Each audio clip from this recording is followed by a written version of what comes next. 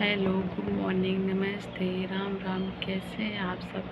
उम्मीद है आप सभी अच्छे होंगे। हम भी बहुत अच्छे हैं।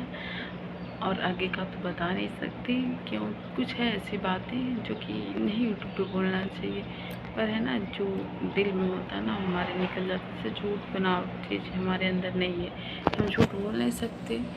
ऐसा नहीं है कि हम नहीं झूठ बोलते, क्योंकि इस पृथ्वी में हर एक कोई बंदा राजा रचन तो है नहीं। सब झूठ बोलता है कहीं ना कहीं जहाँ ज़रूरत पड़े, पर जहाँ तक होता है ना हम सोचते हैं ना झूठ ना बोलना पड़े, कैसे भी करके। आज गए हैं हस्बैंड कोर्ट, देखिए क्या होता है। भगवान करे अच्छा हो, जिसने गलत किया उसको जल्द से जल्द सज़ा मिले। हर इंसान के साथ जो भी गलत किया कोई, उसको सज़ा मिले। ऐसा नहीं किसी के साथ करना चाहिए, कभी भी किसी के साथ गलत नहीं करना चाहिए। बहुत मान लीजिए झगड़ा हो गया, थोड़ी बहुत मारपीट भी मान लेते हैं, जबकि नहीं करना चाहिए। और बात जब जान किया है ना, तो बिल्कुल किसी के साथ ऐसा ना करें, क्योंकि वो घटना आपके साथ भी हो सकती है, आपके बच्चे के साथ भी हो सकती है, खुद के भी साथ हो सकती है। तो कोई भी चीज़ करने से पहले ये सोच लीजिए ना कि हर चीज़ का सूद समेत हमें वापसी ज़रूर होगी, आज नहीं तो कल होगी।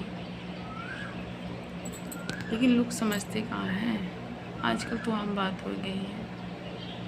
खैर, हम ज़्यादा आप लोग को बोर नहीं करेंगे, क्योंकि हमारा दुख तो हम समझ सकते हैं, हर कोई तो समझेगा नहीं। भगवान करे आज जो भी है वहाँ पे अच्छे से हो, बस इतना हम चाहते हैं।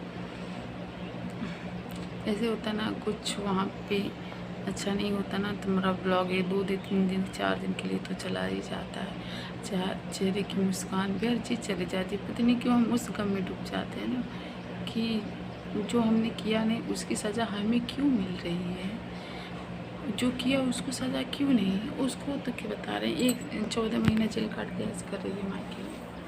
तो देख के कष्ट होता है ना। हमारे भारत की ऐसी कानून व्यवस्था जो इतनी लचीली है कि कहा नहीं जा सकता। अपराधी खुला सांड की तरह घूम रहा है, क्या कर सकते हैं। मतलब न्याय के लिए लोग कहाँ जाएंगे, न्याय के लिए, या फिर उसी काम से हम भी गुजरे तभी तो न्याय मिलेगा। पर हर बंदा ऐसा तो करेगा नहीं। भगवान पता नहीं कब न्याय करेंगे, लेकिन अगर आप न्याय के देवता हो मानते हैं हम, जैसे यम लोग की बात, तो न्याय के देवता यमराज हैं, तो यहाँ के तो देवता तो जज है ना, न्याय के देवता। उनको तो सच में सब कुछ करना चाहिए, न्याय व्यवस्था ठीक होनी चाहिए कि हर एक निर्दोषी निर्दोष ठहराया जाए, दोषी को सज़ा हो, जेल हो, फांसी हो। हम तो कहते हैं ना, जो भी मतलब मर्डर करके उसे सीधे सज़ा के तौर पे फांसी हो, या फिर मगरमच्छों के झुंड में फेंक दिया जाए। रियल यही है, होना ही चाहिए, क्योंकि तभी तो लोग नहीं डर रहे हैं।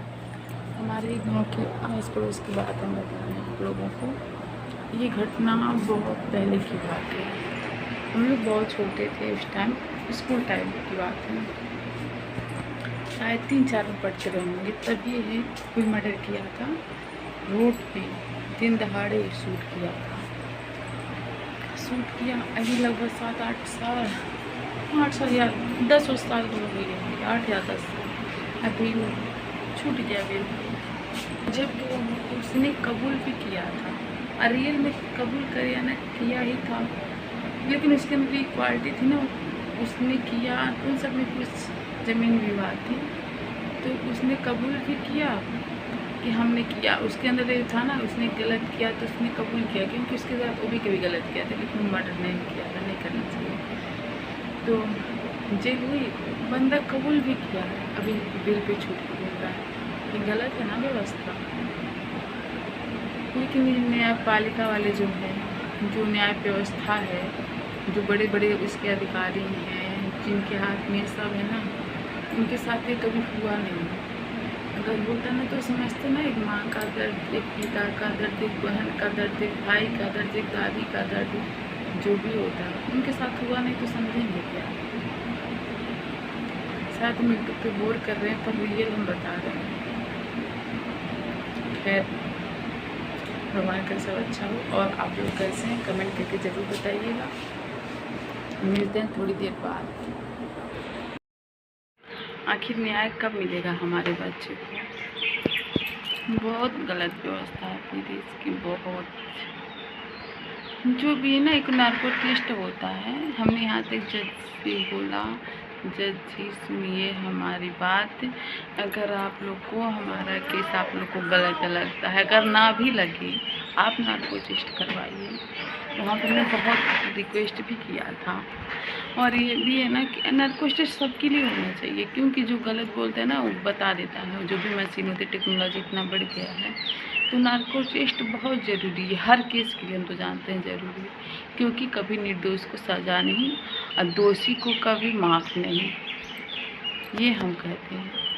लेकिन देखिए जज ने क्या कहा, जो उसका वकील था वो तो उल्टा सीधा तो उसमें डालेगा ही डालेगा। जब हमारा गवाही चल रहा था ना, तो उसका क्या बोलते हैं, उसका वकील ने बोला, सर देखिए ये जेठानी और देवरानी का झगड़ा है। क्या देवरानी जेठानी का झगड़ा? बच्चा बलि चढ़े। लेकिन रियल में हमारे साथ बहुत गलत की, बहुत गलत पहले भी की। कई बार हमको जान से मारने की भी कोशिश की। गैस कई बार उसने खोला, हमारे दूध में जहर घोला जब पेट में बच्चा था, बहुत कुछ किया। पर हमने किसी से नहीं कहा, हस्बैंड तक से नहीं कहा।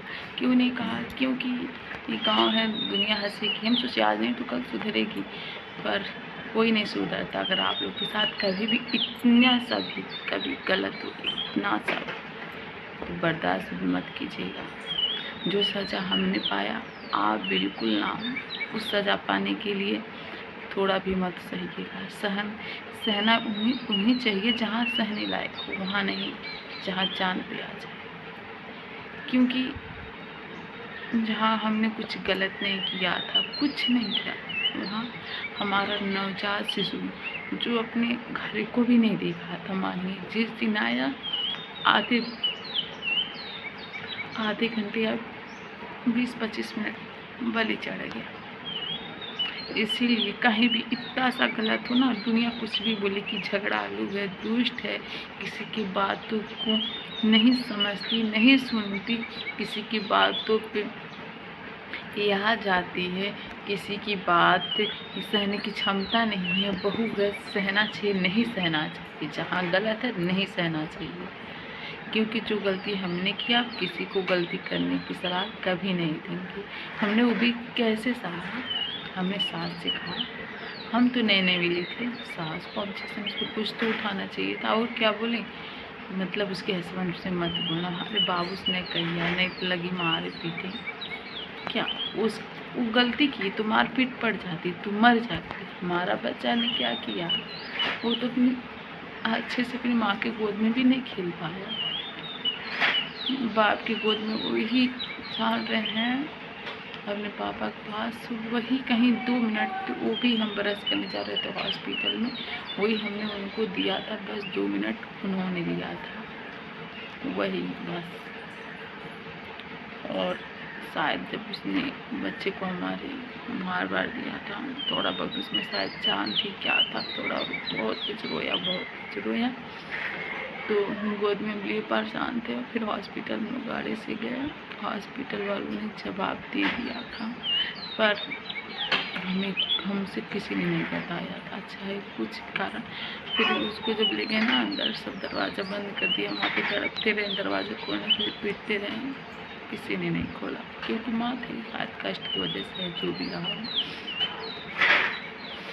हमने बहुत तड़पा। उसके बाद बच्चा हमारे गोद में आता, डॉक्टर ने हस्बैंड से बोल दिया था, आप दुनिया किसी भी कोने में ले जाइए, इस बच्चे को बचेगा नहीं। हमको नहीं पता था, एकदम बिल्कुल बेखबर थे, हमारा साथ एकदम सुन पड़ गया था। उसके बाद हम लोग गए, फिर वहाँ से एम्बुलेंस वो सब कर दी कि आप लोग एम्बुलेंस से जाएंगे जिला अस्पताल के लिए, आप जल्दी पहुँच जाएंगे। तो हम एम्बुलेंस पे बैठे हैं, वहाँ बोले सब ना डॉक्टरों से, आप घबराइए मत, सब कुछ नॉर्मल है, वहाँ पे जाएगा आईसीयू में रहेगा, बहुत जल्दी ठीक हो जाएगा। हमें था कि बच्चा ठीक हो जाए। फिर रास्ते में इनके भैया के दोस्त, इनके भैया थे नहीं, हम थे, हस्बैंड थे, एम्बुलेंस में ज़्यादा लोगों को तो बिठाते नहीं हैं। उसके बाद हमको नहीं खबर था। हमारे घर पे जो मतलब दादी दादा सब कोई हमारे जब थे सब कोई ठीक था। हमारे घर पे कोई पर्सनल किसी का मृत्यु नहीं हुआ था। जैसे अपने घर के होते हैं तो लोग छूते होते हैं, हमारे जो पटदारी में रहता था तो बच्चे बच्चे थे तो हम लोग नहीं छूते थे। हमको इतना खबर भी नहीं था कि आदमी के शरीर से जान निकल जाती तो शरीर ठंडा पड़ जाता है। तब वहाँ पे मैंने रास्ते में बोला कि ये देखिए भैया, शरीर बच्चे का शरीर क्यों ठंडा ठंडा सा, इसको इतना ढके हैं चादर वदर में, फिर भी ठंडा ठंडा सा है, कंबल वम्बल में लपेटे थे, उसको ठंडा, काफ़ी ठंडी मौसम था। तो उन्होंने कहा नहीं अब मत घबराइए, कोई दिक्कत नहीं है, क्योंकि उनको पता हो गया था कि बच्चा नहीं है। वो बच्चा भी सुस्त हुआ, हमको फिर हिल डुल क्यों नहीं रहा, तो बच्चा सुस्त हो गया। उसको सीने से लगाया हॉस्पिटल में ये एम्बुलेंस वाले बहुत तेज़ी, मतलब ये रास्ते में ना बहुत तेज़ी गाड़ी चलाए, बहुत तेज़ी से, हालांकि बहुत शीतलहर था। हॉस्पिटल में पहुंचते डॉक्टर को मेज पे बुला रखे, वहाँ पे हम रखें। डॉक्टर ने तुरंत ऐसे कर दिया तो हम तो बहुत रोने लगे, चिल्ला। हस्बैंड ने कहा डॉक्टर एक बार और चेक कर लीजिए ना प्लीज़। डॉक्टर ने बोला बूढ़े हो गए थे, शायद रिटायर भी हो गए होंगे, लेकिन पता नहीं कैसे बोले कि देखो बेटा हम 60 साल से कर रहे हैं, हमसे गलती नहीं हो सकती, फिर भी हम लोग के गिर गिनाने तो उन्होंने फिर से किया। और हुआ कि देखो बेटा नहीं है वो,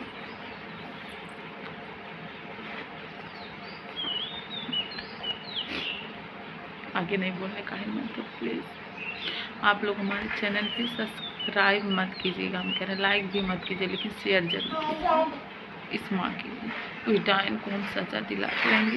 हो सकता है इससे कहीं ना कहीं हमको सोशल मीडिया से ताकत से कुछ हमारा हो पाए, क्योंकि जानते हैं ये एक दूसरे भले ना कोई करे, सोशल मीडिया का इतना ताकत है कि आगे बहुत कुछ हो सकता है। उस टाइम भी सोशल मीडिया थी पर उतना नहीं था, जैसे कि आज के डेट में ना कोई चीज़ें तुरंत वायरल हो जाती है चाहे कुछ, उस टाइम नहीं था। उस टाइम गोरखनाथ का मेला चल रहा था खिचड़ी वाला, तो पुलिस भी शायद वहाँ पे ज़्यादा ड्यूटी लग गया था, रेडी बहुत मामला उसमें बहुत धीमा चल रहा था।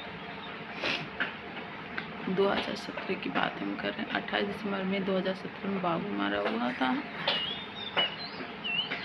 30 की एक घटना है, 30 को डिस्चार्ज हुए, नॉर्मल डिलीवरी हुई थी, उसी दिन को मारा गया। प्लीज़ शेयर जरूर कीजिए।